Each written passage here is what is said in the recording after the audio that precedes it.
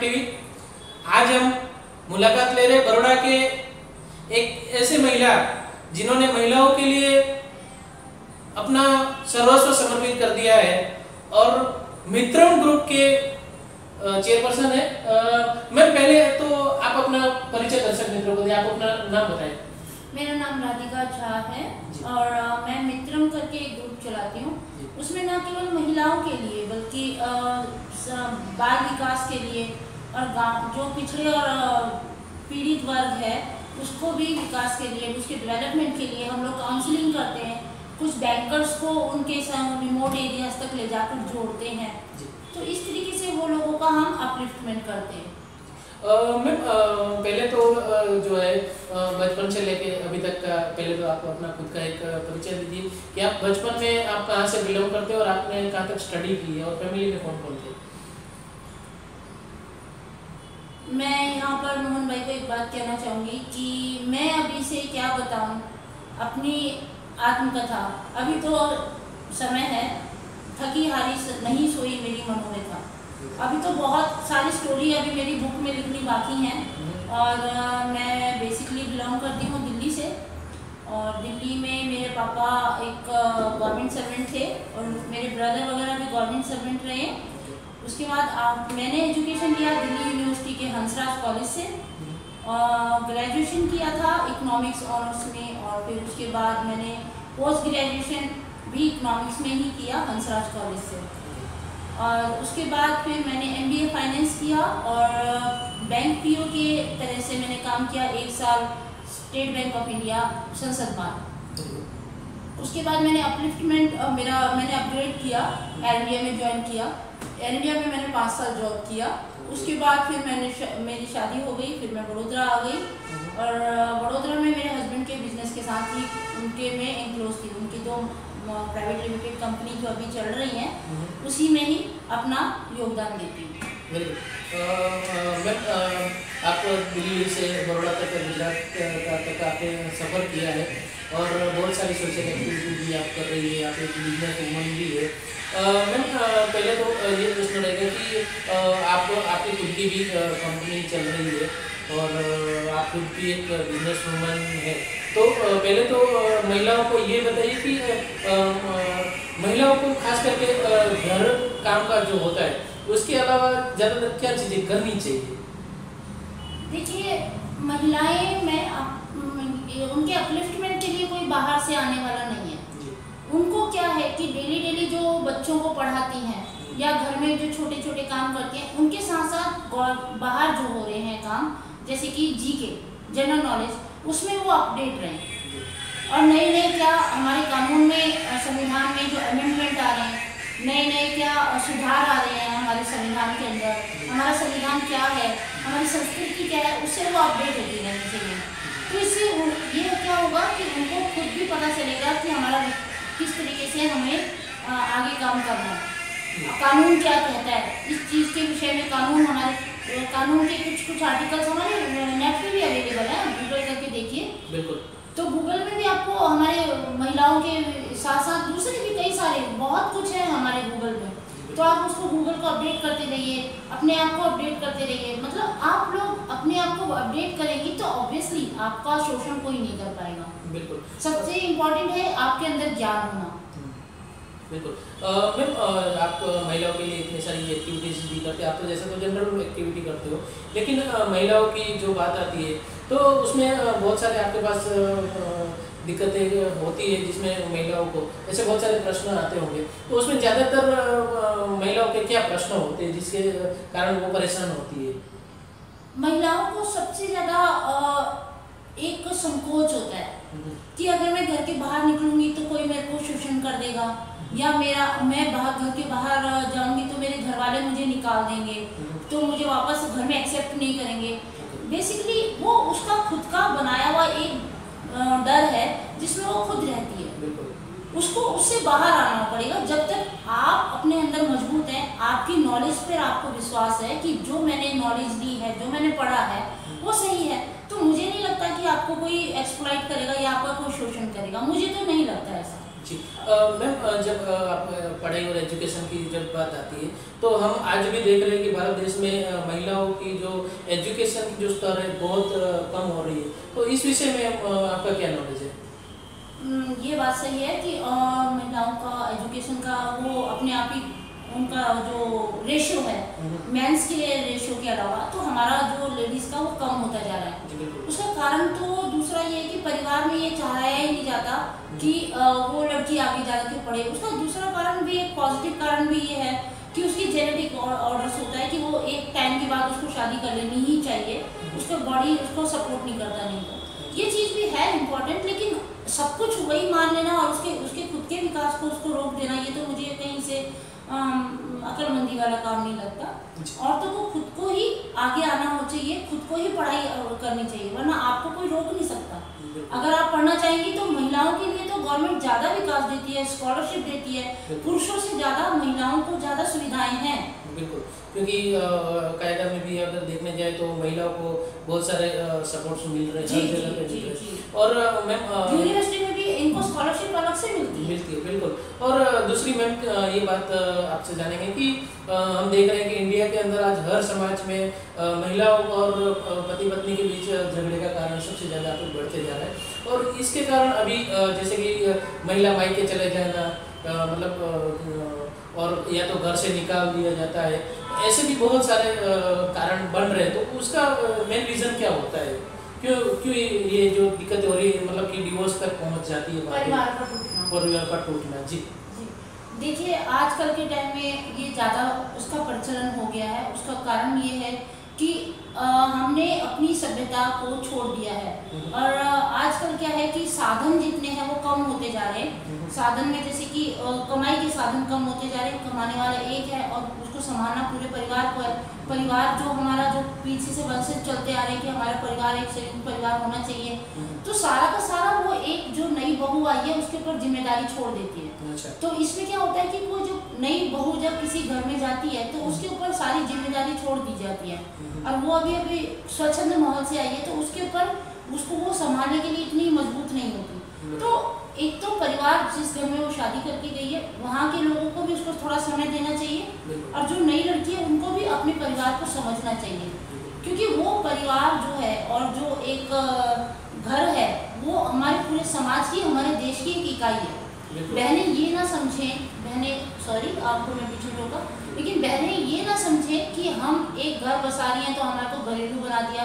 नहीं, आपको घरेलू नहीं बनाया गया, आप एक समाज की मजबूत इकाई हैं, आपके कंधों पे ज़्यादा जिम्मेदारी है और आगे आने वाली पीढ़ी को संभालना आपका ही काम है। बिल्कुल, क्योंकि आज देखिए कोई भी परिवार हो, कोई भी राष्ट्र हो या कोई भी समाज हो, उसमें अहम हिस्सा जो होता है वो एक महिला का होता है। क्योंकि देखिए जो भी परिवार या समाज जो होता है वो एक इंसानों से ही होता है, और उसमें सबसे ज़्यादा अहम भूमिका होती है एक माता की। क्योंकि जब माता होती है तो अपने बच्चों का जिस हिसाब से पालन पोषण करती है, उसको जिस हिसाब से संस्कार देती है, उस हिसाब से उसका ग्रोथ होता है। तो इस विषय में आपको क्या लगता है कि हमारी जो भारत की जो संस्कृति है, भारत की जो महिलाएं, वो कहीं ना कहीं ऐसा नहीं लग रहा है कि हमारे जो संस्कार है कहीं भूल रहे हैं, जिसकी वजह से भी आज ये डिवोर्स तक का जो मैटर है वो शायद बनते जा रहा है? जी बिल्कुल। बेसिकली देखिए, जो परिवार में क्या होता है कि जब जो स्त्री है, जो माँ बन चुकी है, उसको अपनी माँ होने पे गर्व होना चाहिए। जब आप माँ बन जाते हो तो उससे बड़ी डिग्री आपकी लाइफ में कुछ होती नहीं है। मैंने इतनी एजुकेशन ली, मुझे लगता है कि आज मैं एक बेटी की माँ हूँ और उसको मैं जो सही तरीके से सिखा रही हूँ तो ये चला रही हूँ, मेरे लिए ये एक अच्छा मेडल है कि वो अच्छी वो बनेगी नागरिक और अपने घर को संभालेगी, तो मेरे लिए ये बहुत अच्छी बात है। और दूसरी बात, आपको एक और भी बात बताऊँ, भारत आज की देश में, आज की डेट में भारत मांग रहा है, और भारत पैदा करने के लिए उसको शकुंतला बनना पड़ेगा, और जब तक हम शकुंतला नहीं बनेंगे तब तक भारत पैदा नहीं होंगे। तो भारत पैदा करने के लिए हमें शकुंतला बनना होगा। ये आप लोग समझे तो आप देख लीजिए, आप लोगों के अपने ऊपर है, तो कुछ पाने के लिए थोड़ा सेक्रीफाइस तो करना पड़ता है। बिल्कुल करना। और मैम हम जैसे कि भी देख रहे हैं कि आज जैसे कि महिलाओं के लिए बहुत सारे कायदे महिला के सपोर्ट में होता है, और जैसे अभी डिवोर्स तक का जो मैटर आता है उसमें बहुत सारे लोगों ने हमने देखा है कि महिला महिला जो होती है किसी पति पत्नी या सास ससुर पे या घर में जो झगड़ा होता है, इसकी वजह से वो मायके चली जाती है।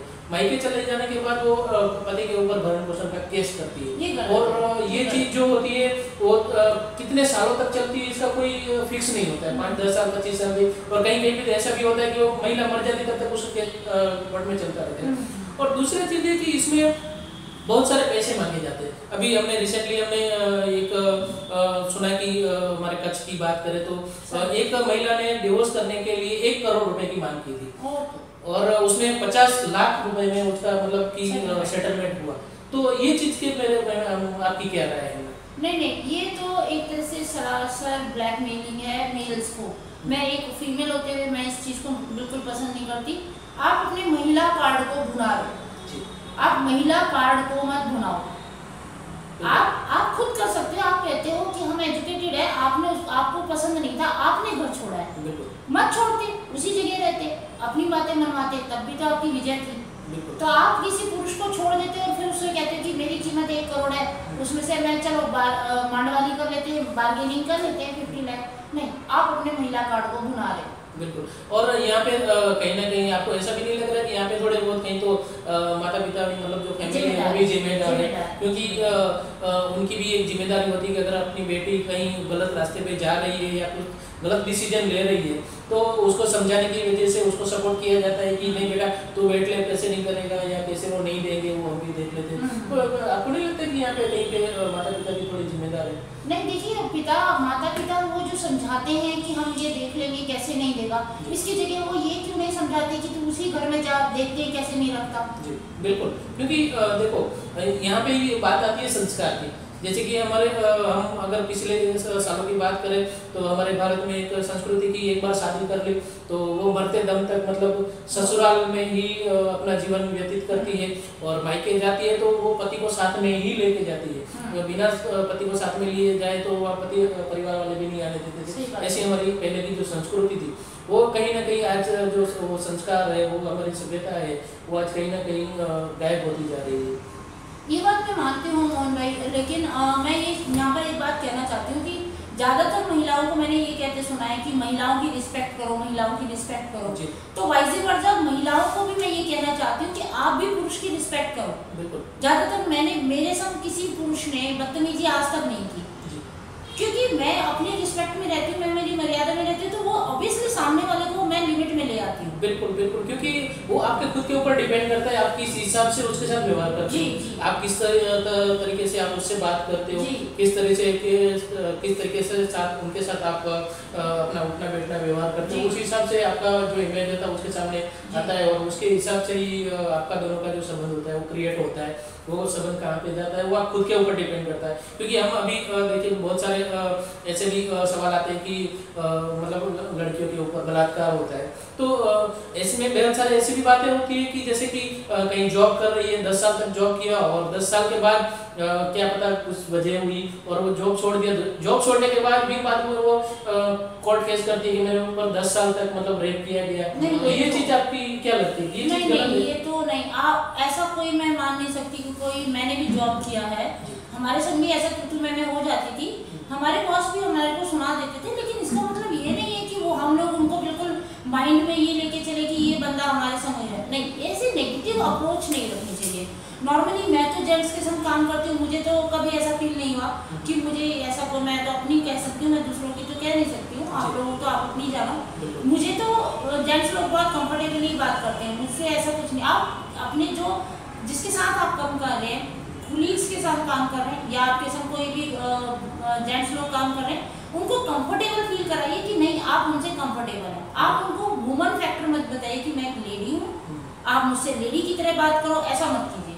आपके अंदर अगर नॉलेज है तो आप किसी टॉपिक पे बात करें, तो मुझे नहीं लगता कि कोई जेंट्स आपसे इस तरीके से आपको गलत नज़र से देखेगा। जी बिल्कुल, क्योंकि बहुत सारी जगह पे हम देख रहे हैं कि बलात्कार के केसेस होता है, तो आप एक वुमन है, आपने बहुत सारे ऐसे केसेस भी हैंडल किए, तो आपको क्या लगता है कि एक्चुअली बलात्कार किसको बोला जाता है?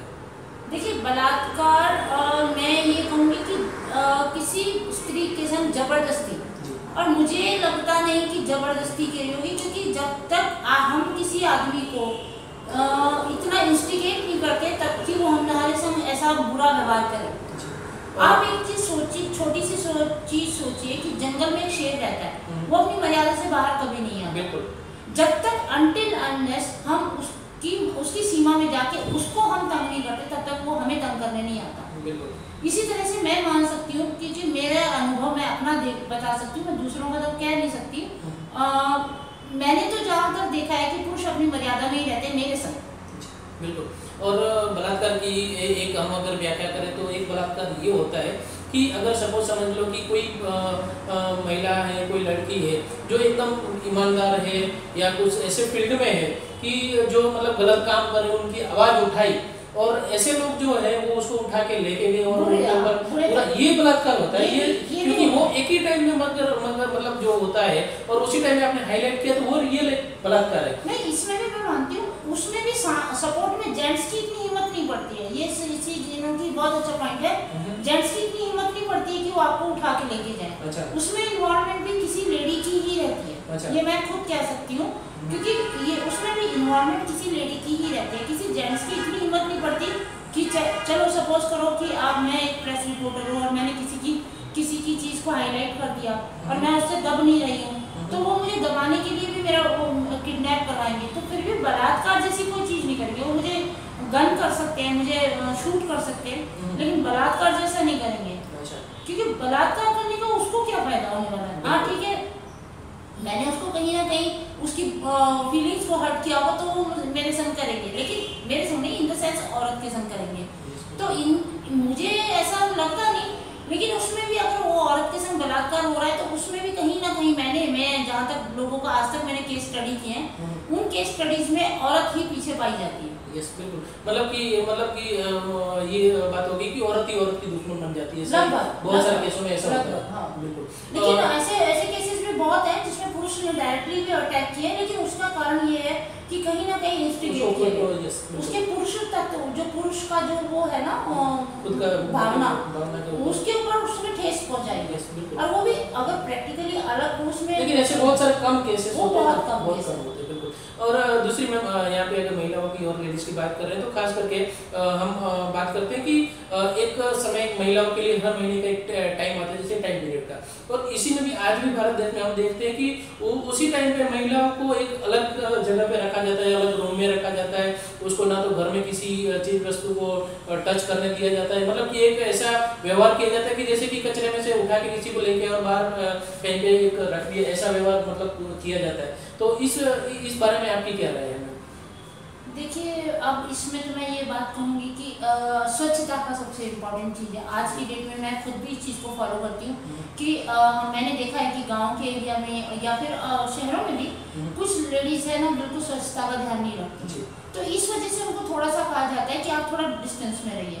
अदरवाइज ऐसा कोई कारण नहीं है कि नेचर उनको ये कहती है कि आप इस टाइम में हो तो आप इस टाइम में ऐसी प्रिकॉशंस रखो, ऐसा कुछ है नहीं। और उस टाइम क्या होता कि पुराने टाइम में ये प्रथा चली थी कि उसको एक साइड बिठा दो, क्योंकि उस टाइम स्वच्छता का इतना वो नहीं था। और अभी तो इसके लिए स्वच्छता के लिए भी जागरूकता के लिए अक्षय कुमार ने मूवीज भी बनाई है, करके ऐसे बहुत सारे, और ऐसे आज वैसे भी आजकल कितनी एजेंसीज लोग ये काम कर रहे हैं, बहुत सारे सोशल एक्टिविटीज भी इसके ऊपर काम कर रही है। और अभी तो बहुत सारी जो इसके लिए रिलेटेड जो भी है चीजें वो भी मार्केट में अवेलेबल है। तो जागरूकता की ये जरूरत है कि मतलब स्वच्छता घर में रखी जाए और ये जरूरत, लेकिन ये जो व्यवहार किया जाता है दूरी का, तो ये चीज थोड़ी गलत। उसमें एक चीज है कि देखिए ब्लड और मिल्क, ये इसमें क्या होता है कि जर्म्स बहुत जल्दी पकड़ते हैं। तो इसमें जब तक आप हाइजीन का ध्यान नहीं रखेंगे तो आपका क्या है कि आप लोग खुद ही प्रॉब्लम में आएंगे। ब्लड और आप किसी डॉक्टर नहीं हूँ, मैंने तो MBBS नहीं किया है, लेकिन आप अपने डॉक्टर से कंसल्ट कीजिए कि ब्लड में जर्म्स बहुत जल्दी पकड़ते हैं। तो अपने आप को उस टाइम जितना साफ सुथरा और अपने आप को स्वच्छ रखेंगे उतना ज़्यादा बेटर है।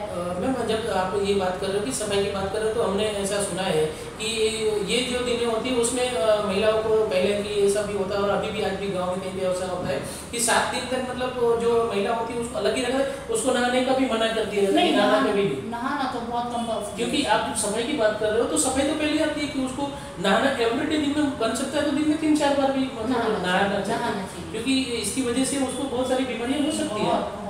क्योंकि ये चीज चीज़ जो है जर्म्स बहुत सारे उसमें ये एक्टिव होते हैं जो बहुत सारी बीमारियों को क्रिएट करते हैं। तो ये चीज़ भी थोड़ी जागरूकता के लिए बहुत ज़रूरी है और उसके लिए भी बहुत सारी मूवीज़ भी में भी ये सारी चीज़ें बताई गई है।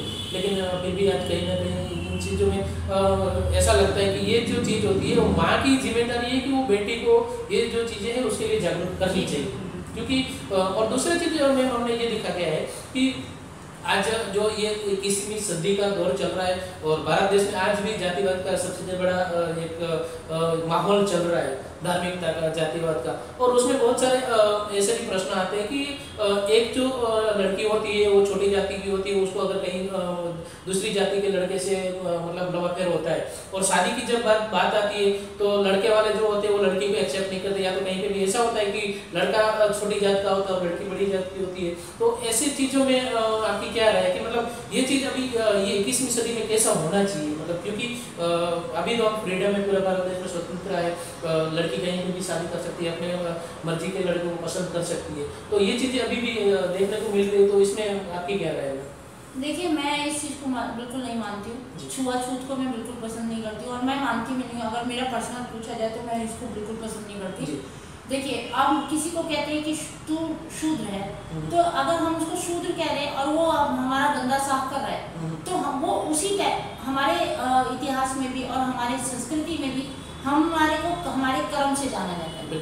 हम मोहन भाई को आपको किस लिए जानते हैं? क्योंकि आप एक पत्रकार है, आपका कर्म है पत्रकारिता का। तो आजकल जो है परिवेश बदल चुका है। अब क्या है कि अब एक ब्राह्मण भी एक शूद्र का काम कर सकता है, क्योंकि आज की जरूरत है अर्निंग, घर को चलाना। तो उसको जो रोजगार मिलेगा वो करेगा। तो कर्म के आधार पर जब हमें जाना जाता है तो हमने कर्म किया, उस टाइम तक हमने गंदा। आप एक टेक्नीशियन को देखो, अगर वो गाड़ी को ठीक करता है तो उसके हाथ गंदे होते हैं, वो उसका कर्म है। फिर क्या वो रोटी नहीं खाता? क्या वो लोगों के संग नहीं बैठता? वो बैठता है। तो कर्म के आधार पर कर्म उसकी आत्मा में मत उतारो। बार बार उसकी आत्मा में ये कर्म मत उतारो कि आप शुद्र हो, आप शुद्र हो, आप हमसे दूर बैठो, आप नीच हो क्योंकि आप लैट्रिन साफ करते हो। ये चीज उसकी आत्मा में मत उतारो। तो आप जब वो कहते हैं कि यार मैं इनका काम करता हूँ, ये मुझे गाली देते हैं, दैट इज नॉट गुड।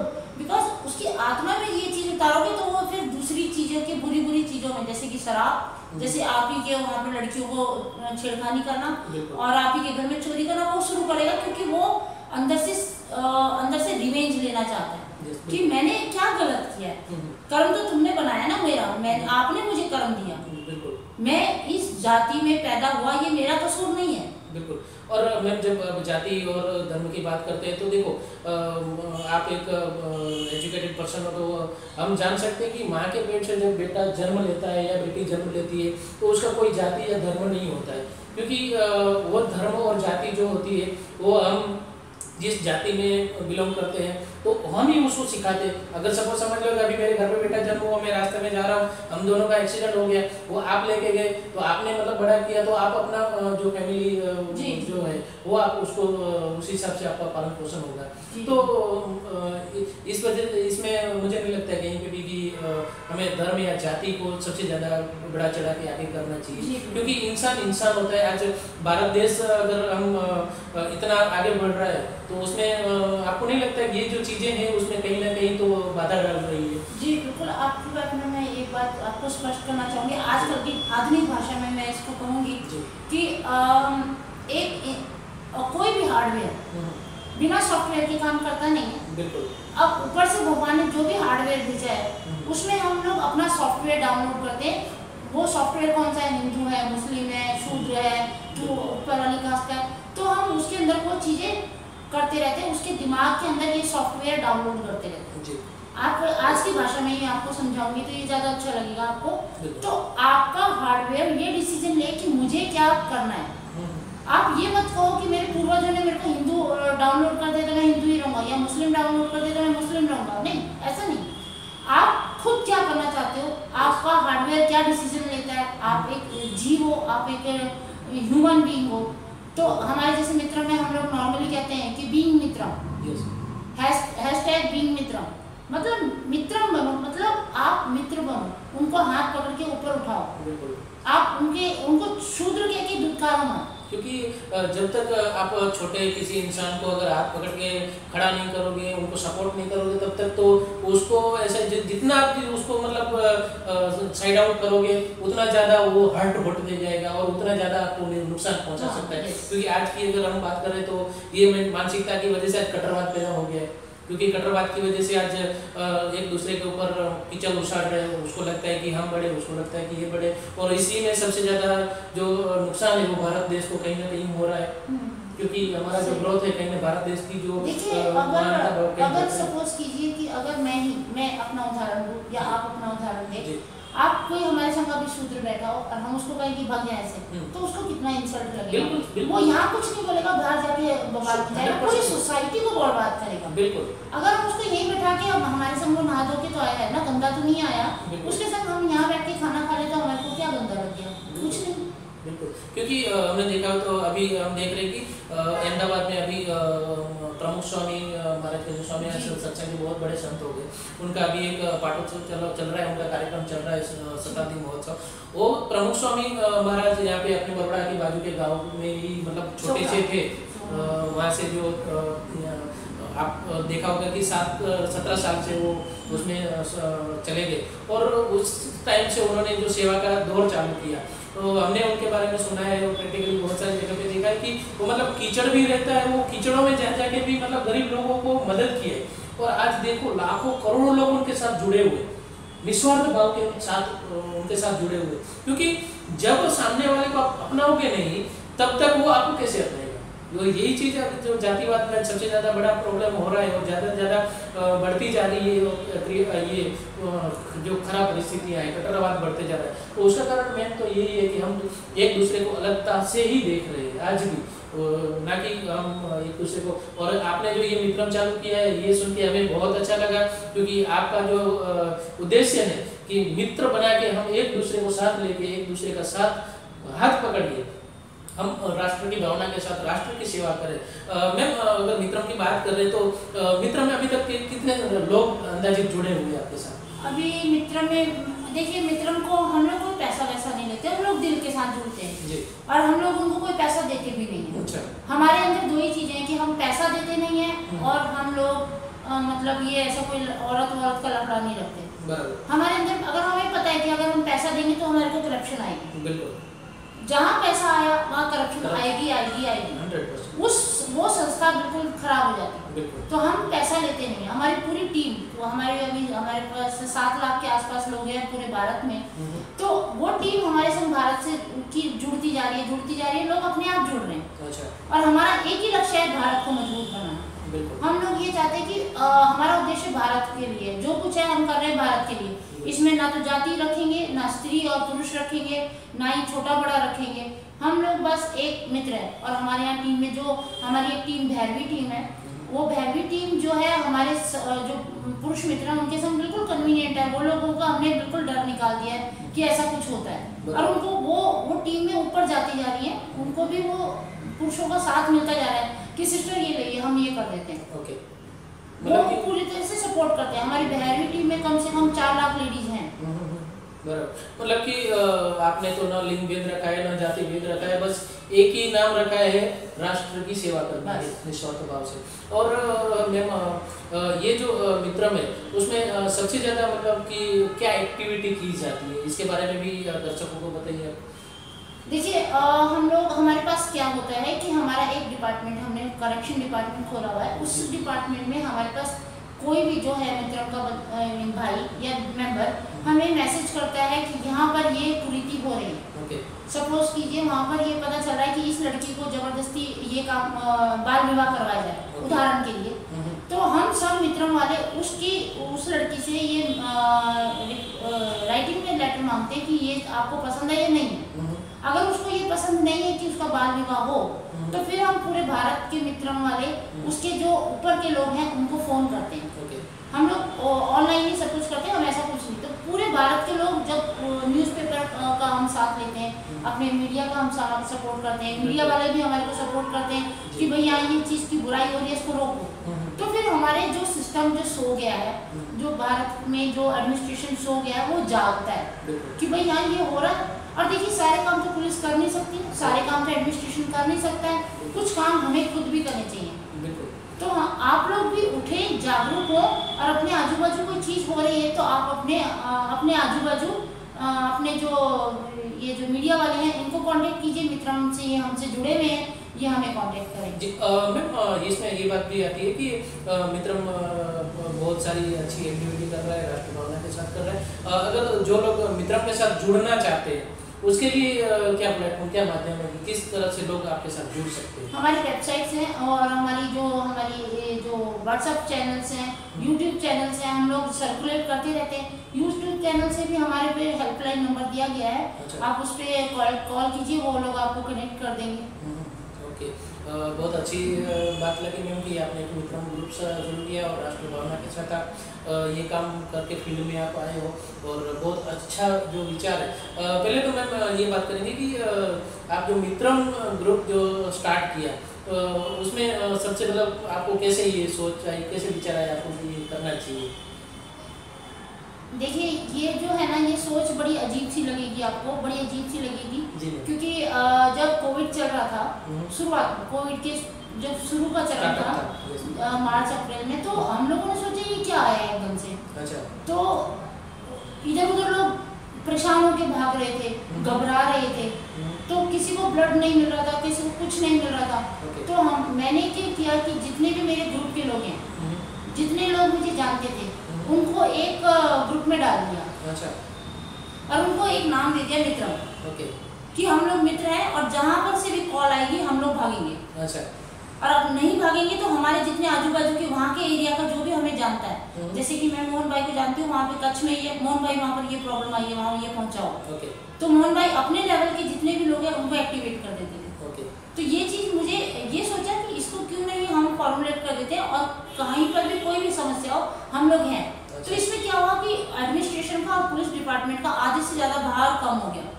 तो हमारे जो सीपी साहब हैं उन लोगों ने भी हमारे काम को अप्रिशिएट किया, क्योंकि उनका काम भी लोड भी कम हो गया, क्योंकि अभी क्राइम भी हम लोग कम लेवल पे ले आए हैं, क्योंकि लोग हमसे आके हमसे बात करते हैं, काउंसलिंग करते हैं, तो हम लोग उनको वैसे ही कूल डाउन 0 लेवल पे ले आते हैं। और परिवार भी हमने, हमारे जो केसेस हैं हमारे पास एटलीस्ट जो आए हैं, एटलीस्ट हम लोगों ने तो टूटने नहीं दिया। हम लड़की को जाने ही नहीं देते, कहते इसी घर में रहेगी, यहीं रहेगी। बहुत अच्छी बात है। और ये जो सोच और सोच को डायरेक्ट आपने मतलब कि एक खाली व्हाट्सएप ग्रुप बनाया, और व्हाट्सएप ग्रुप में से आज इतना बड़ा आपने पूरा टीम बना लिया, जिसमें आज 7 लाख से ज़्यादा लोग जुड़े हुए आपके साथ पूरे भारत में। बहुत अच्छी बात है। दोस्तों देखो, ये मित्रम ग्रुप है। मित्रम ग्रुप के साथ अगर जो लोग भी जुड़ना चाहते हैं वो मित्रम का वेबसाइट आपका है ना, हाँ। वेबसाइट से भी जुड़ सकते हैं। फेसबुक पे भी है, हमारे मित्रम पे आते रहते हैं, हम सर्कुलेट करते रहते हैं। जी जी जी, बहुत अच्छी बात है और बहुत अच्छा लगा आपने इतना सारा टाइम निकाला, और भारत की जनता को आपने ये सब जो बातें बताई ये सुन के भी बहुत अच्छा लगा, और आपने इतना टाइम निकाला इसके लिए हम आपको थैंक यू।